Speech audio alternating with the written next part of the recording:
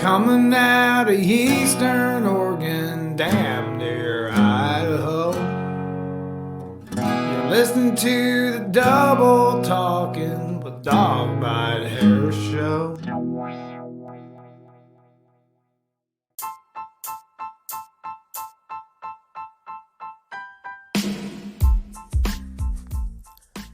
Welcome everybody to Double Talking with Dog Bite.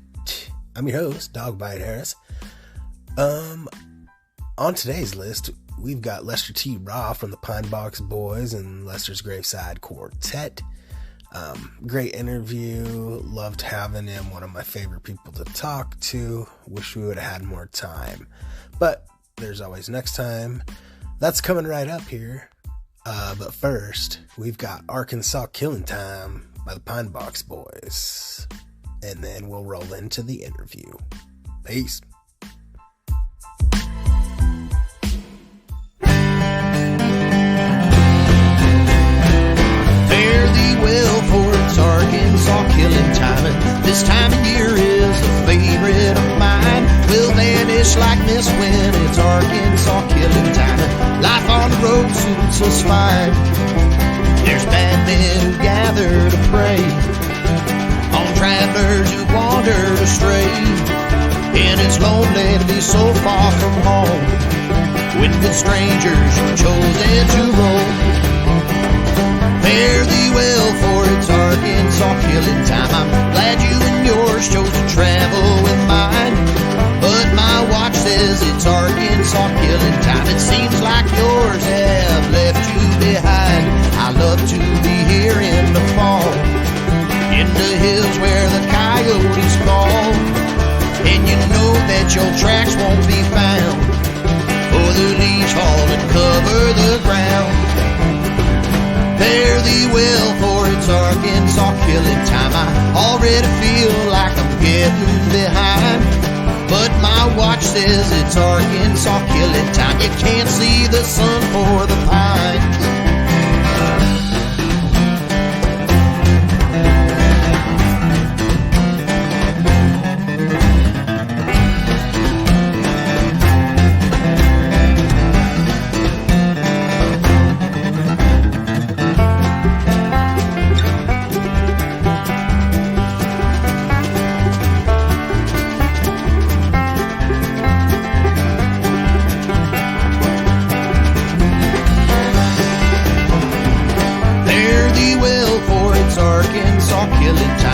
This time of year is a favorite of mine. Will vanish like mist when it's Arkansas killing time.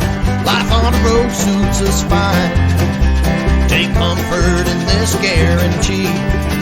One day they will catch up to me, and you know that they'll put me away in a grave dug in Arkansas clay. But for now it's Arkansas killing time. Now he's drunk on power and wine. Give up a cheer for Arkansas killing time, and put your Yankee hand in mine.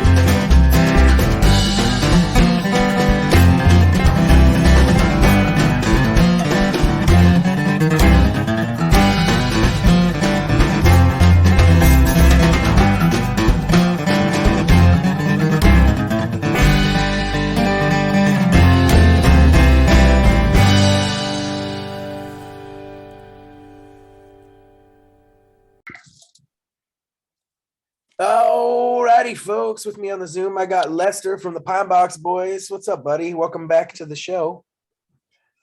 Well, it's good to be back. As I told you before, I'm multitasking. I'm trying to put this mess of a pedal board back together. Yeah,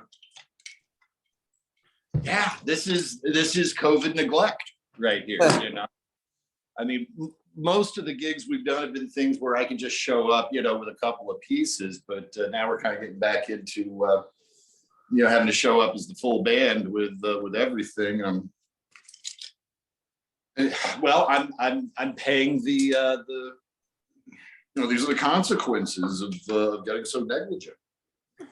But and this is part of the reason though why we're having to get the pedal board is that I got the telly all fixed up again. And I've never really used this one much with the Pine Box Boys. It's on a couple of the records. I think I toured with it once, but for the most part, it was just corroded, for about 3 decades of beer and sweat. And so anyway, I'm just super psyched to get it back. It's cherry right now. It's running beautifully. Yeah, I was gonna say usually I see you play banjo. I think is what you normally play when you're with the Pine Box Boys. No, I'm I always play guitar. Possum does the banjo. Oh, that's right. Yeah. So, but we've with Jimmy, ever since he's been tagging along, he can handle all the rhythm guitar stuff. And it's been well. And also there was a story behind why I kind of switched from the Martin. And the main electric that I've been using for the last few years, is an arch top. And what happened was we were in Europe, and I think it's Tardy Hearst. I'm pretty sure it's Tardy Hearst was what we were playing. And at one point, basically our choreography on that is the same. I know where I'm standing when he's doing his solo, and it's the whole I'm looking over his shoulder kind of thing. And when he gets done, then I kick in my solo and sort of step away. And we've done that like that for years. It's just it's become like clockwork. And then all of a sudden that night, Possum just jerks around, turns around super fast, and the headstock of that Deering banjo slapped into my Martin. And it put a little divot in it where the wood just kind of like, just in this one little spot, just a crack like that. Not an open hole, but it was like, and there was a moment like on stage where we're both looking at each other like, what just happened? And didn't mess with it at all. And I thought like, well, when we get back home, I'll take it to a luthier I know and maybe have it fixed up. But when we got home, we like had a tour in the South, like lined up right after that. And when we were traveling in the South, the humidity affected the wood, and it just popped back into place. And you can still see where it's cracked on there, but it feels pretty stable and everything. And that was when I realized, and this is why, if you're trying to decide, on a good acoustic guitar, this is why you buy the Martin, because it has the power to heal itself. Huh. At least that's what I'm saying. That's the story. That's I've what got. you're saying? Sticking to it. Yep. Yeah, I've heard a few stories about guitars just kind of doing that to themselves. It's weird what just a little bit of change in the air and humidity will do. Yeah. But absolutely. Yeah. Well, so what's on your mind these days? Well, not much, man. I'm on the ass end of getting rid of COVID. So that's been my week. How bad did it get for you? Man, it was weird for me because like I just got boosted, and then I thought I was having side effects to the booster shot. So I was at work. I went and got boosted before I went to work, and I was like, all right, well, if I'm going to have any side effects, I should be done with work for the week, and it'll be all right. So I'm about halfway through my day at work, and I can feel like a fever coming on. Like I'm just cold, feel like shit, my body aches. So I'm like, I'm going to get out of here. I got out of work, and then I slept for about 20 hours, just dumping sweat and having fever dreams. And I still just was like, wasn't sure if I was having a reaction to the shot or what. And so about 24 hours goes by, and then I feel better. So I'm starting to think it's the shot. And then I start getting like the other symptoms. Like I had like a little break where I was feeling all right. I just sore from the fever and stuff. But, and then the other symptoms hit, and I was like, fucking A, now shit's getting weird. So I took a test, and sure enough, I was positive. And then I kind of fought that for like 2 days, where I just was like, just a little congested, coughing. And then it started to get pretty bad. I couldn't get anything up.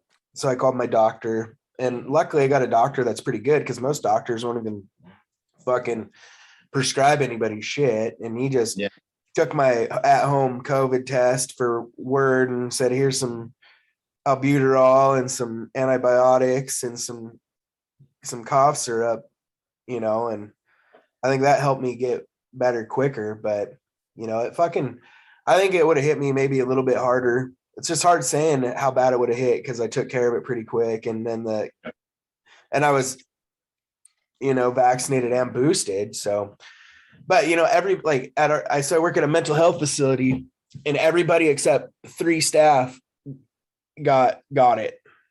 So that's like fucking, this new variant's way more contagious. I think it's a little easier on people, but it's definitely way more contagious, because it made a wave through our facility about a year ago, and only a couple people caught it.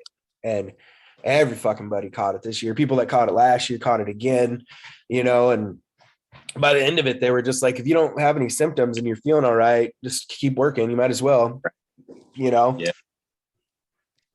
So, yeah, I've heard a lot of people taking that exact same approach. It's like, well, you know, what really, you know, can we do at this point? You know, it's like, we got to get back to work. Everybody's, and, you know, somebody had to take care of our people. So, you know. Yep. Yeah. I mean, you know me, I work in schools, you know, and, you know, I mean, at some point, you know, it's like, yeah, I do worry about, you know, the young folks who have missed out, you know, there's just no way around it. They're going to be a little behind. Yeah, that is. I see it with a kid, you know. Yep. We got to do what we can to mitigate it and, you know, help them get caught back up. I mean, it's not the end of the world. People are resilient, you know, they are able to find their way through, you know, these kind of challenges. So personally, I think this new wave might be like what the world needs. Honestly, I think more people need to just get it now. I mean, the playing safe point is kind of over. Like, we fucked that off. So now the only other option really is to just get vaccinated or get it, you know, or both. Well, you know what? I certainly am not going to weigh in too heavily on there, you know, or this thing will probably get, you know, flagged for, you know, giving wrong advice or something like probably, that. yeah. Not like Joe Rogan, though. So, yeah, you know, I mean, I think of it in terms of like, well, what personally am I comfortable with at this point, you know? And rolling into February, you know, it was like, I mean, okay, so we canceled, you know, so we've got a new monthly show that we do here in town. It's actually right in our neighborhood. It's a fabulous little club called Madrone Art Bar. And the gig is Apocalypse Sunday. Not Apocalypse Now, but right around the corner. Apocalypse Sunday. The last party ever. And of course, it's a monthly gig. So it's like, yeah, if the world doesn't end this month, we'll try again next month. And while we definitely, you know, focus on some grim apocalyptic themes, really the whole idea of it is to have a neighborhood show where, you know, friends, you know, get together and we enjoy one another's company as if it may be the last time we ever get to do so, you know? So that's kind of the theme of the show. Well, you know, we started it. The first one was November. You know, at that point, yeah, everybody was starting to feel really comfortable again, you know, right in November. And it was only, you know, as we started getting closer to, and, you know, it's the first Sunday of every month. So this is early November. And then suddenly new variant found in South Africa. Oh, by the way, it's everywhere now, you know, and it just like, you know, the Omicron just went so fast. We did the December show as well. And then, you know, January came around and the support act that we had lined up for January, they were like, it's like, look, we've got, you know, too many of the guys in the band that aren't comfortable with playing. And so they pulled out. And it was one of those things where it was like, man, it's completely cool. You know, don't worry about it. You know, there was no bad feelings about that whatsoever. And Spike, who owns Madrone, he was very clear about it. He's like, look, if anybody is uncomfortable and pulls out, you know that there's absolutely no hard feelings. So, you know, the club was awesome about it as well.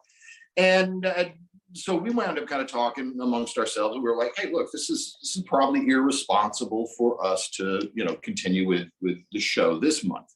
So we went ahead and just canceled that one. On that Sunday morning, right? So no, probably about noon on Sunday. So the show starts at 4:30. So just 4 hours before the show would have started, Gentleman Jimmy calls me up from Sacramento, and he's like, I'm running about 102 right now, and he goes, and I got a home test. I'll get back in touch with you. Sure enough, he said it didn't even take 15 minutes. The test just went 2 lines. You got mine did the same thing. Just fucking nailed it right out the gate. I was like, yep, that's what I expected. So so Jimmy's like, oh, great, I got it. But when you think about it, he would have showed up there to all of our friends and family in the neighborhood with his trumpet, basically blasting COVID, in a tiny club. Like it's like having a COVID ray gun. You've got COVID. Now you've got COVID. Yeah, that's a good point. And if you've ever seen Jimmy with his trumpet, he loves to get in people's faces while he's at the show. So we would have, our Apocalypse Sunday would have been a spreader event. Yeah.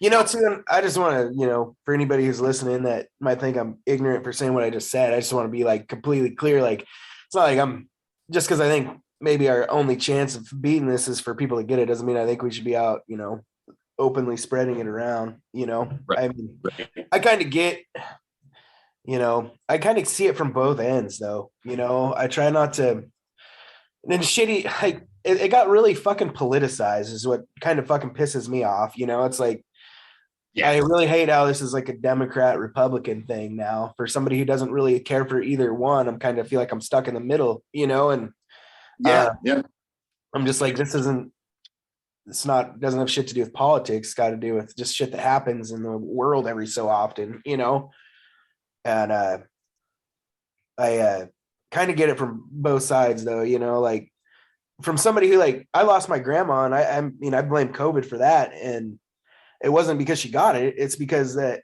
everybody panicked, made her lock herself down for over a year. And when you're pushing 80 and you stop doing everything for yourself because nobody will let you do anything, you'll be amazed at how fast it'll age you. I bet it shaved like 5 years off my grandma's life because she just became complacent. Her mind started wandering. She stopped doing like regular shit for herself, like going to the grocery store, which is it's huge when you're 78 years old and you've got some health issues. It's like she couldn't drive anymore, couldn't do shit anymore. And once you stop doing that, it's real hard to start doing it again once you're at a certain age, and so that got me questioning a bit about how we're handling it, and what's important. Right. Is mental health and physical health important, or is keeping everybody safe important? How do you keep everybody safe when half the country won't commit to doing shit? I feel like also too, we could have probably nipped this in the bud if people weren't so fucking stupid,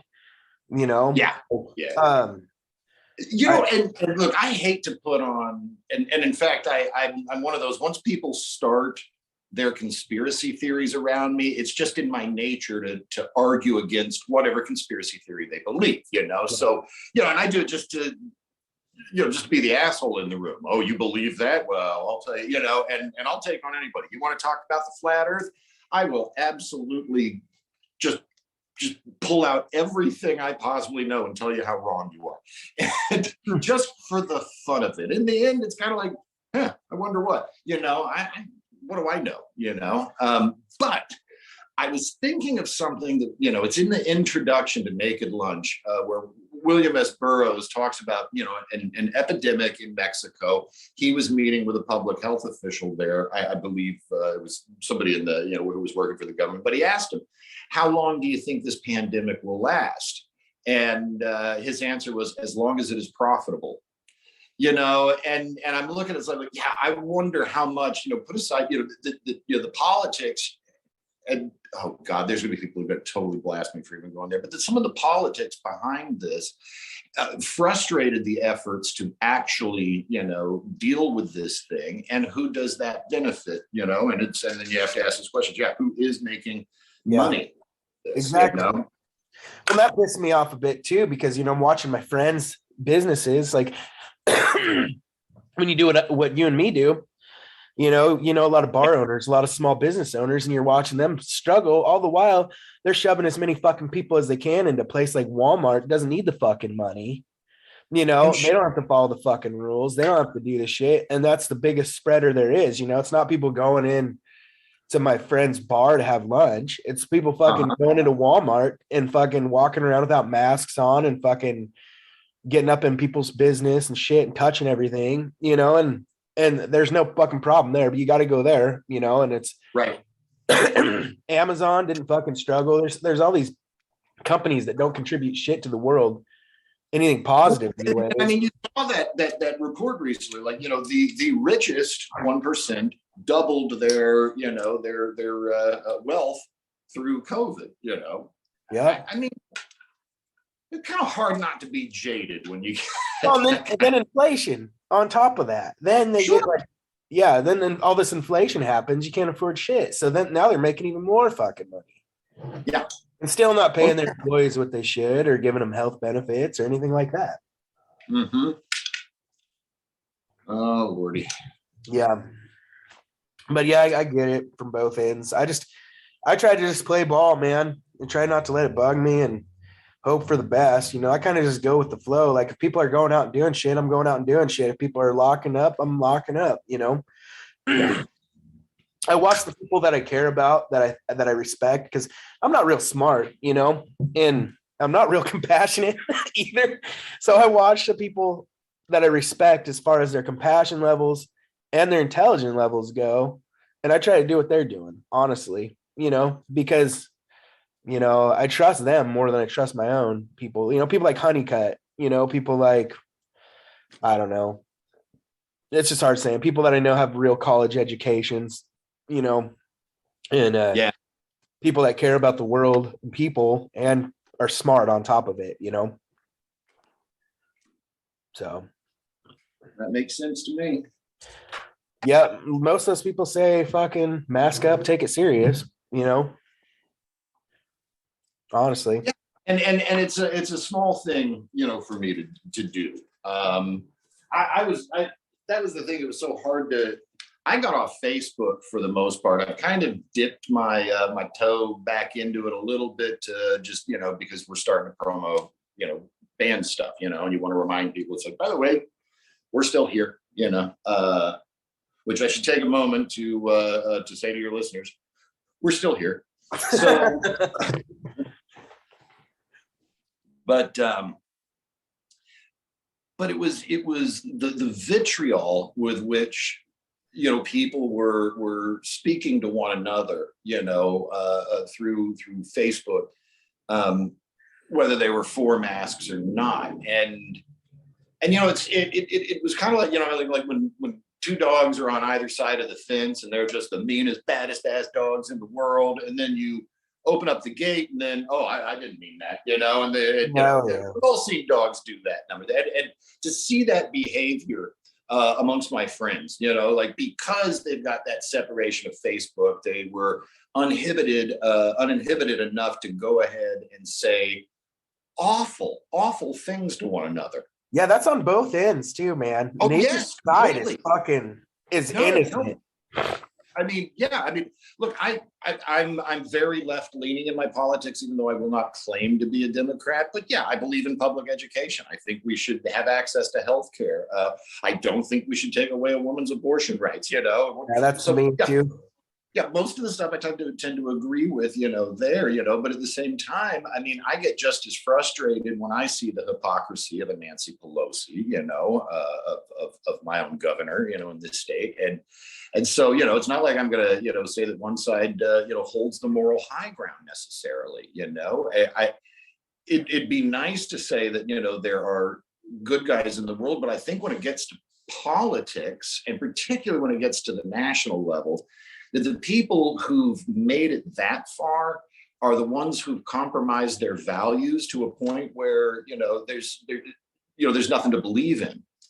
I remember, when Dick Cheney and Edwards debated against one another, that was like one of the most embarrassing, vice presidential debates ever, because all they did was like, well, you voted for this, well, you voted for this, and it was just like they just kept pointing out how hypocritical the other was, and nobody could actually stand on good things they had done, just bad stuff they had voted for. Yeah, I hear you. But yeah, enough COVID talk. Yeah. This is what happens with my mom and I when we get on the phone. We'll try to stay with pleasant subjects, but she's like the lone blue blip where she lives in Alabama, and so I'm the only person she can talk about this kind of stuff. She can have conversations with her neighbors about it, So we try to keep it light, and then we always get into that stuff. I like going with whatever, really, but are you guys working on new music? Yes, we are. Actually, I think the last time we met, I was up at Slade's place where we were trying to record the next album. We got a bunch of stuff recorded that in the end we were like, we just didn't have the right vibe. And then before the pandemic hit, we got into Hyde Street Studios with our regular producer and just started working on some Graveside Quartet stuff, and got about 4 songs done. We took a little break, and then the pandemic hit, and so it's been hard to get into studios, and I was going through. Right? Don't we all have our little books, and it was just like writing down all the material that's not recorded, and it's like, oh my goodness, we got about 2 pages, of song titles, stuff that just needs to get recorded. So we're looking at June right now to get into the studio.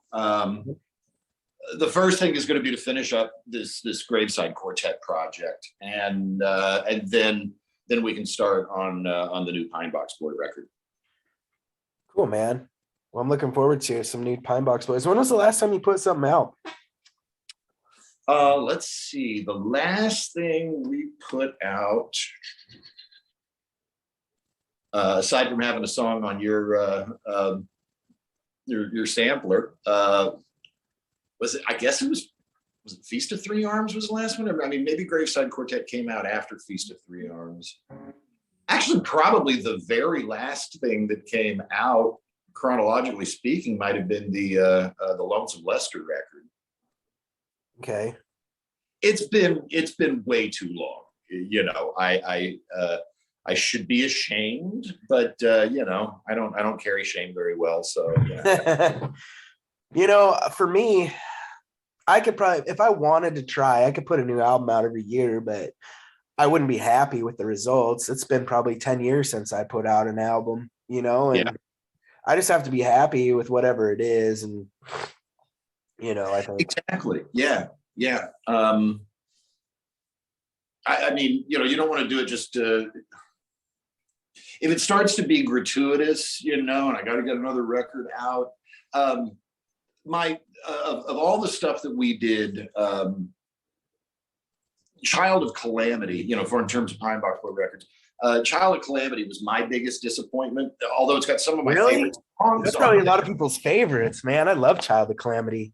I know, but I had a cold. I was getting over a cold, so I hear my vocals and go like, okay, as good as it could have been.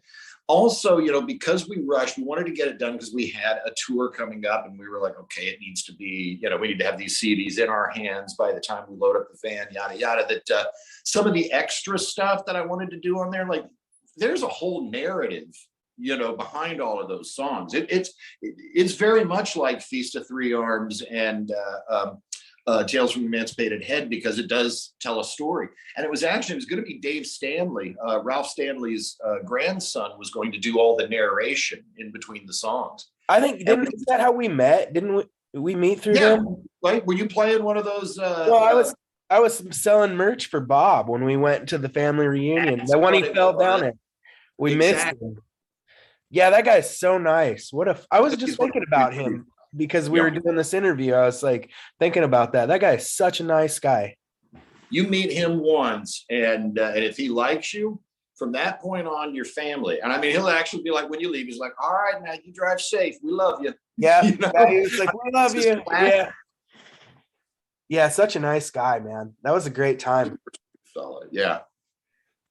But and the point is that record, we were pushing to get it done because we wanted it in time for a tour.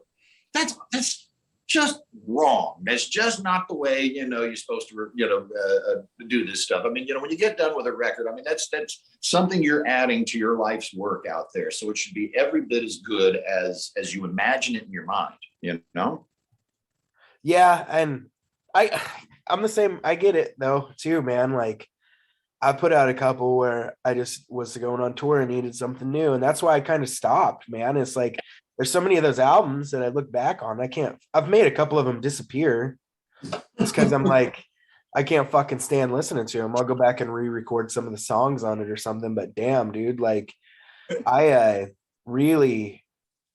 get it, man. And sometimes you got to learn that the hard way. Cause like for me, there's a time where it was really cool for me to think about music as like a business because like I'd never had anything like that in my life. I'd always just pumped gas or done stupid Joe jobs. So for me to have something of my own that was like something I could lean on and possibly, make a future for myself with.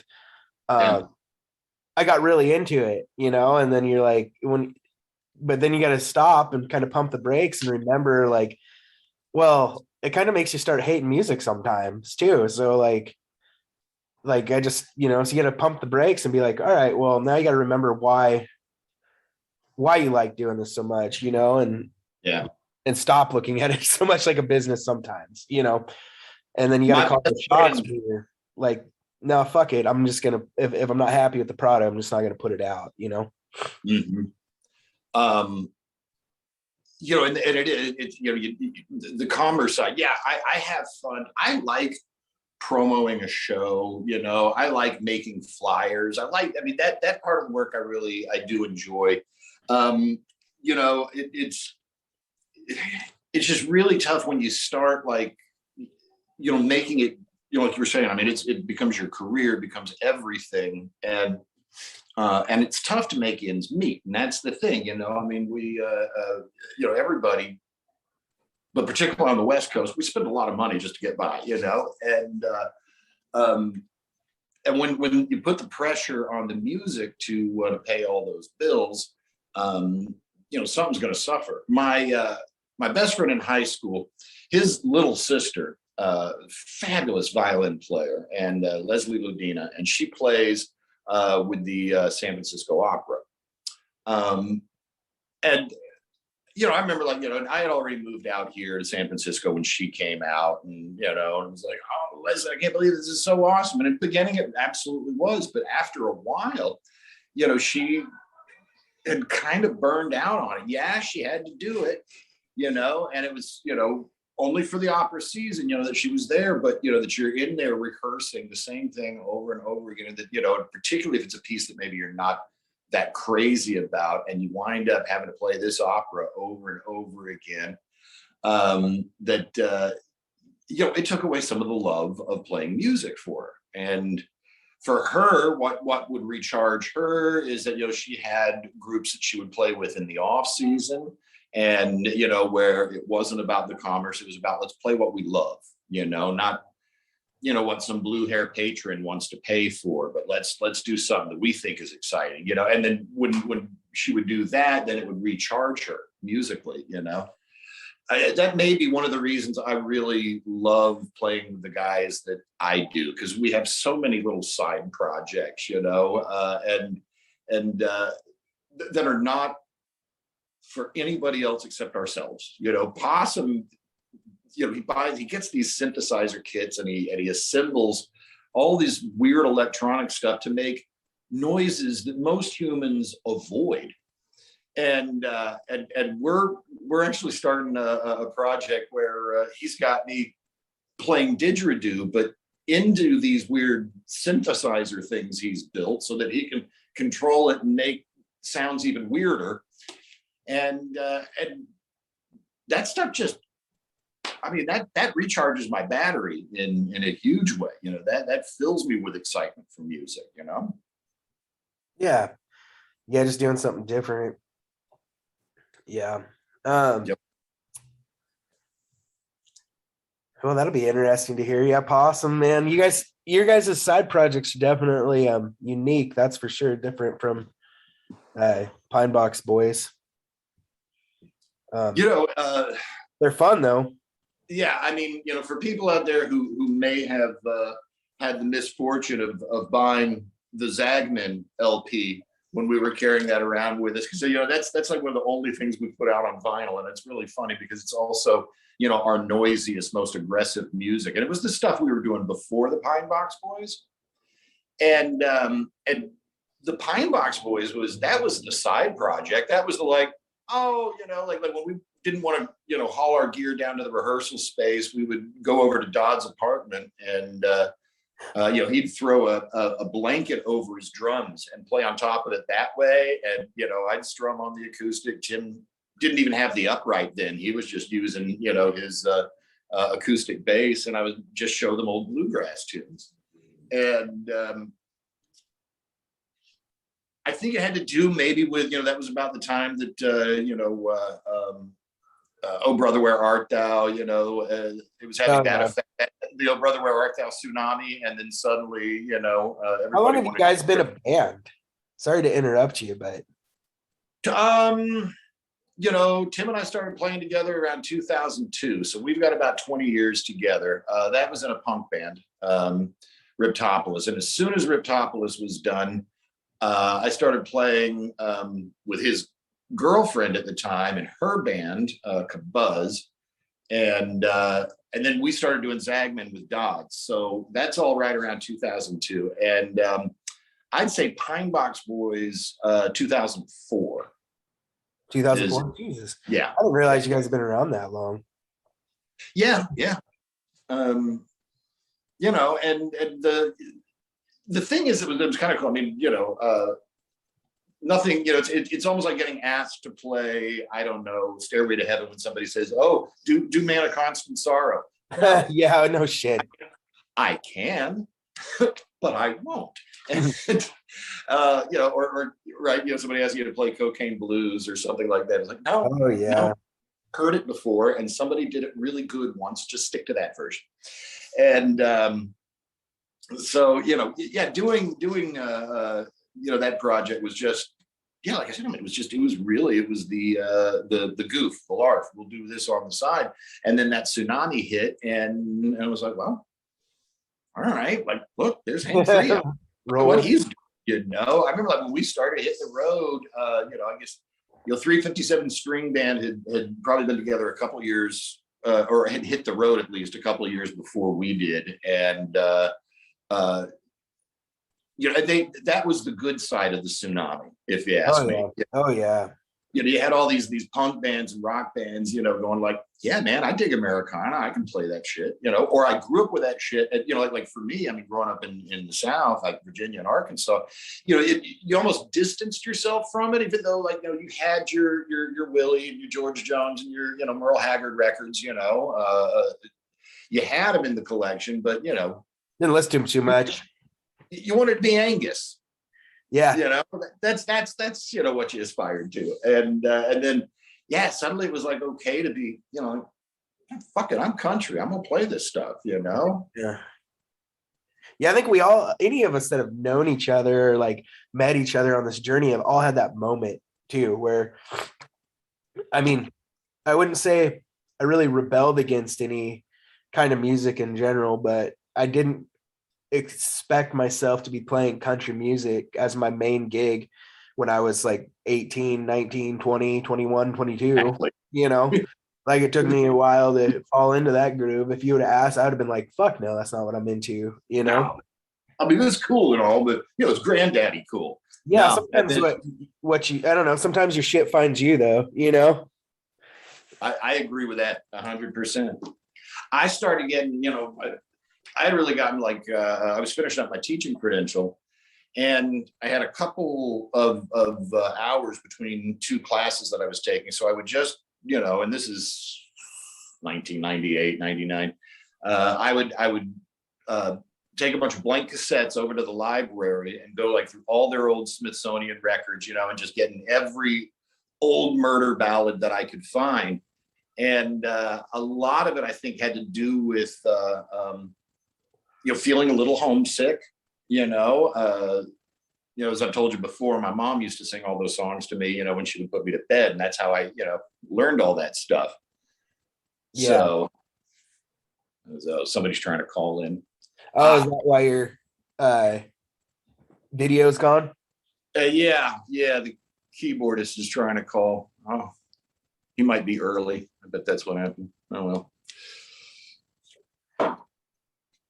I'll go fetch him in a minute. Are you guys practicing at your place or what? It's the rehearsal space. So we've got a room above a bar, and we don't have to worry too much about the noise. It's like a big flat. It's like one of the last of these kind of places in San Francisco. There's like 3 folks that live here, 2 of whom also use the room to rehearse their bands. My wife has one of the rooms for her art studio, and then we've got a room, here set up to rehearse in. Cool. Right on. Well, I guess I should probably wrap this up. I guess the boys will start showing up here in the next. Yeah, you're getting pretty close, man. Well, thanks for coming on. Appreciate as it. always having me. I look forward to seeing you in in May. Hopefully get you out there to some of those shows, and really appreciate your support on that one. Yeah, man. We'll see you down the road, Lester. It's good seeing you, buddy. Good to see you. All right. Bye. Bye.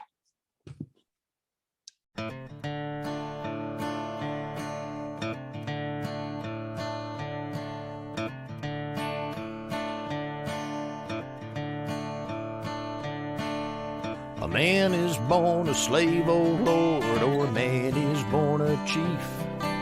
I'll always be a beggar, Lord, and I'll always be a thief. Before I grow dark and old and lose my eyes to see, I'll pay back all the things I owe if you remember me. Lord, Lord, will you remember me? Or will you remember me? Lord, Lord, will you remember me? Or will you remember me?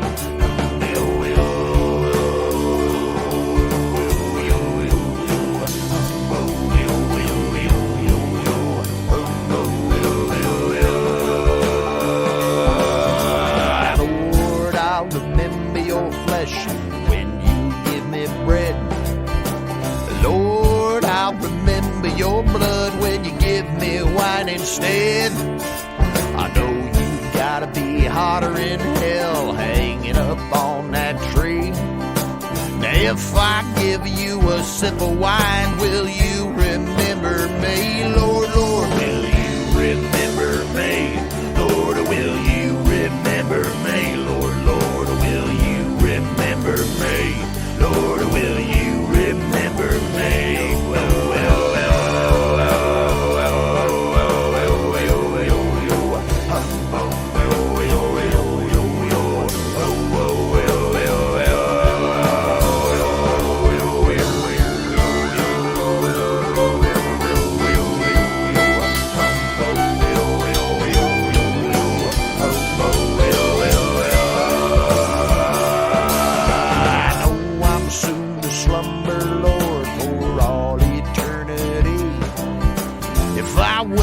Tomorrow, Lord, then let me wake up free. Well, I have crossed the river twice to see what I must be. And after I have come this far,